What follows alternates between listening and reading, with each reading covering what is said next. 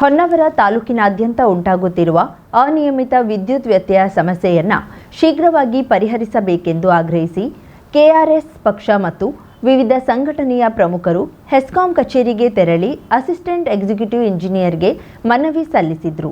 ಹೊನ್ನವರದಲ್ಲಿ ಕಳೆದ ಕೆಲವು ತಿಂಗಳುಗಳಿಂದ ನಿರಂತರವಾಗಿ ಅನಿಯಮಿತವಾಗಿ ವಿದ್ಯುತ್ ವ್ಯತ್ಯಯ ಉಂಟಾಗುತ್ತಿದ್ದು ಸಾರ್ವಜನಿಕ ಜೀವನ ಸಂಪೂರ್ಣ ಅಸ್ತವ್ಯಸ್ತವಾಗುತ್ತಿದೆ. ಯಾವುದೇ ಪೂರ್ವ ಸೂಚನೆ ಇಲ್ಲದೆ ಪದೇ ಪದೇ ವಿದ್ಯುತ್ ಕಡಿತವಾಗುತ್ತಿರುವುದರಿಂದ ವಿದ್ಯಾರ್ಥಿಗಳು, ರೋಗಿಗಳು, ವೃದ್ಧರು, ಮಕ್ಕಳು, ವ್ಯಾಪಾರಸ್ಥರು, ಉದ್ಯೋಗಿಗಳು ಹಾಗೂ ರೈತರು ತೀವ್ರ ಸಂಕಷ್ಟಕ್ಕೆ ಒಳಗಾಗುತ್ತಿದ್ದಾರೆ. ಆಸ್ಪತ್ರೆಗಳಲ್ಲಿ ಚಿಕಿತ್ಸೆ ಪಡೆಯುತ್ತಿರುವ ರೋಗಿಗಳು ಹಾಗೂ ಮನೆಯಲ್ಲಿ ವೈದ್ಯಕೀಯ ಉಪಕರಣಗಳನ್ನು ಅವಲಂಬಿಸಿರುವವರು ಭಾರೀ ಸಂಕಷ್ಟ ಅನುಭವಿಸುತ್ತಿದ್ದಾರೆ. ಕೆಲವೆಡೆ ವಿದ್ಯುತ್ ಇಲ್ಲದ ಕಾರಣ ಕುಡಿಯುವ ನೀರಿನ ಸರಬರಾಜು ವ್ಯತ್ಯಯಗೊಂಡು ಸಾರ್ವಜನಿಕರಿಗೆ ಮತ್ತಷ್ಟು ತೊಂದರೆ ಉಂಟಾಗಿದೆ. ಸಣ್ಣ ವ್ಯಾಪಾರಿಗಳು, ಅಂಗಡಿ ಮಾಲೀಕರು ಹಾಗೂ ಕೈಗಾರಿಕಾ ಚಟುವಟಿಕೆ ನಡೆಸುವವರು ವಿದ್ಯುತ್ ವ್ಯತ್ಯಯದಿಂದ ಆರ್ಥಿಕ ಸಂಕಷ್ಟ ಅನುಭವಿಸುತ್ತಿದ್ದಾರೆ. ಕಂಪ್ಯೂಟರ್ ಆಧಾರಿತ ಕೆಲಸಗಳು, ಇಂಟರ್ನೆಟ್ ಸೇವೆಗಳು ಹಾಗೂ ಬ್ಯಾಂಕಿಂಗ್ ವ್ಯವಹಾರಗಳಿಗೂ ಸಮಸ್ಯೆಯಾಗುತ್ತಿದೆ. ಗ್ರಾಮೀಣ ಭಾಗದ ರೈತರು ಕೂಡ ನೀರಾವರಿ ಪಂಪ್ಸೆಟ್ಗಳಿಗೆ ಸರಿಯಾದ ವಿದ್ಯುತ್ ಸಿಗದೆ ಕೃಷಿ ಚಟುವಟಿಕೆಯಲ್ಲಿ ತೊಂದರೆ ಅನುಭವಿಸುತ್ತಿದ್ದಾರೆ. ಅನಿಯಮಿತ ವಿದ್ಯುತ್ ವ್ಯತ್ಯಯವನ್ನ ಶೀಘ್ರವಾಗಿ ನಿಯಂತ್ರಿಸಬೇಕು.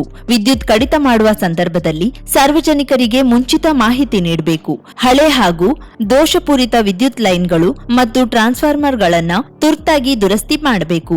ಸಾರ್ವಜನಿಕರಿಂದ ಬರುವ ದೂರುಗಳಿಗೆ ತಕ್ಷಣ ಸ್ಪಂದಿಸುವ ವ್ಯವಸ್ಥೆ ರೂಪಿಸಬೇಕು.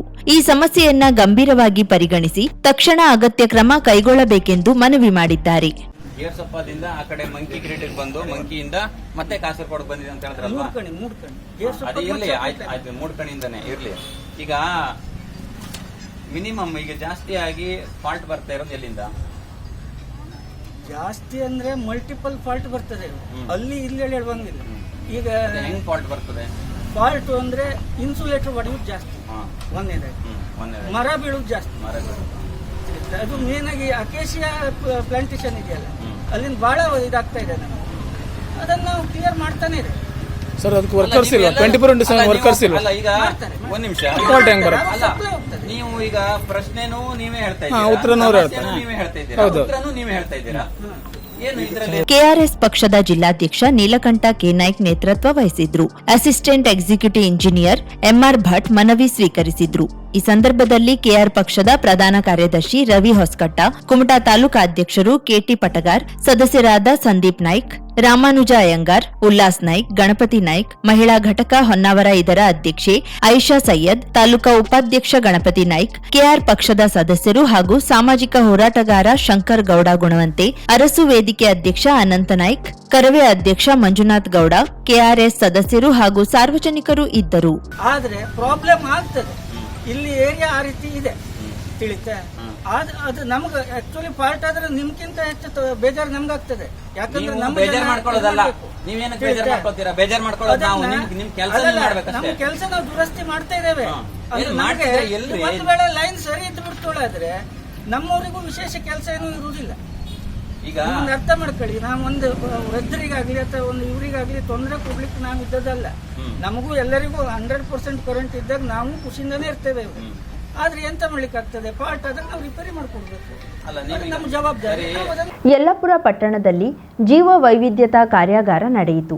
ಈ ಕಾರ್ಯಾಗಾರವನ್ನ ಕರ್ನಾಟಕ ರಾಜ್ಯ ಜೀವ ವೈವಿಧ್ಯ ಮಂಡಳಿ ಅಧ್ಯಕ್ಷ ಜಗದೀಶ್ ವಡ್ನಾಳ್ ಉದ್ಘಾಟಿಸಿದ್ರು.